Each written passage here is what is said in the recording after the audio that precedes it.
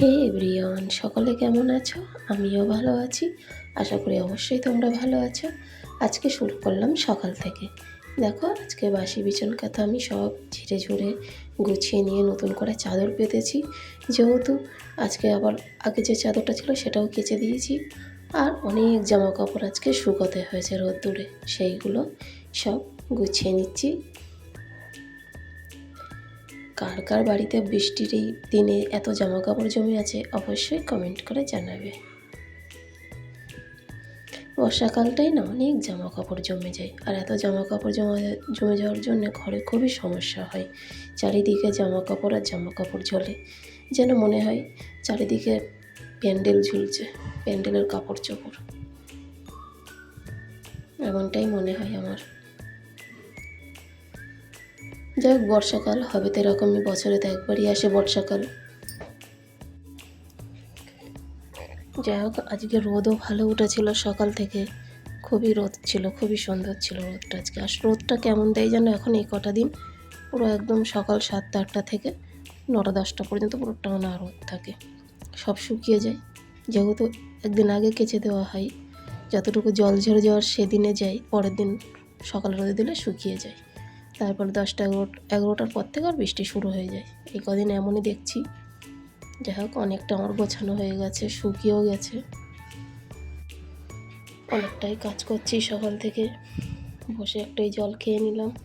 যেহেতু ভাবলাম একটু রেস্ট নেওয়া দরকার, একটু জলও খাওয়া দরকার, অনেক কাজ করেছি। দেখো চলো কত কাজ করছি এখন, অনেক কাজ পড়ে আছে আজকে, অনেকটা বাসন মাজার আছে আজকে। বাসনগুলো মেজে নেব আজকে। না, রান্নাবান্না তেমন একটা আমার নেই, ঠিক আছে। আচ্ছা বন্ধুরা, তোমরা জানাবে যে রান্নাবান্নাটাই কি বেশি বড় কাজ, নাকি রান্না ছাড়া ঘরের সংসার আর বাকি কাজগুলো বেশি কাজ সেগুলো? আমার আজকে রান্না তেমন নেই, কিন্তু আমি মনে করেছি আজকে হয়তো একটু ছুটি আছে, রেস্টে থাকবো। ওরে বাবা, কিছু না কিছু কাজ ঠিক আমার বার হয়ে গেছে। এই এটা করতে হবে, ওই ওটা করতে হবে, এই করে করে আমি যে টাইমে আমার প্রতিদিনের কাজ শেষ হয় সেই টাইমই হয়েছে, তার থেকে আরও বেশি হয়ে গেছে। কার কার এমন হয় অবশ্যই কমেন্টে জানাবে। এই বাসন মেজে আজ গ্যাসের 4-5টা পরিষ্কার করে নেব আমি। প্রতিদিনই করি, কিন্তু আজকে একটু বেশি ভালো করে নেব একদম। যেহেতু বর্ষার সময় তেল চিট হয়ে থাকে যেন চারপাশগুলো, সেইগুলো একদম গরম জল করে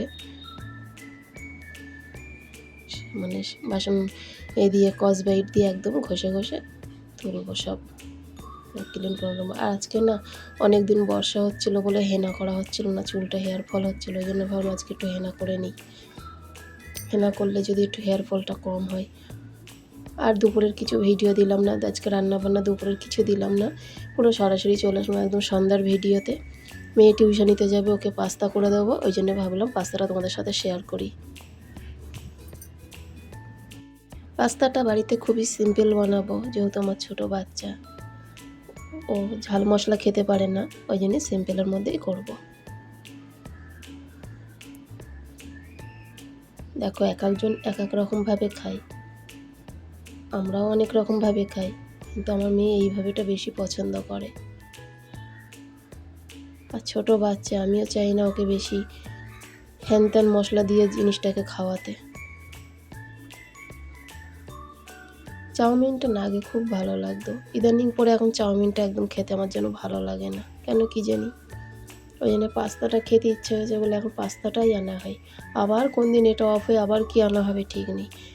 একঘেয়েমি যখন একটা খাবার খাওয়া হয় না, তখন যেন সেটার প্রতি আর রুচি থাকে না, মনে হয় অন্য কিছু খাই। সেটাই হয়েছে আমার।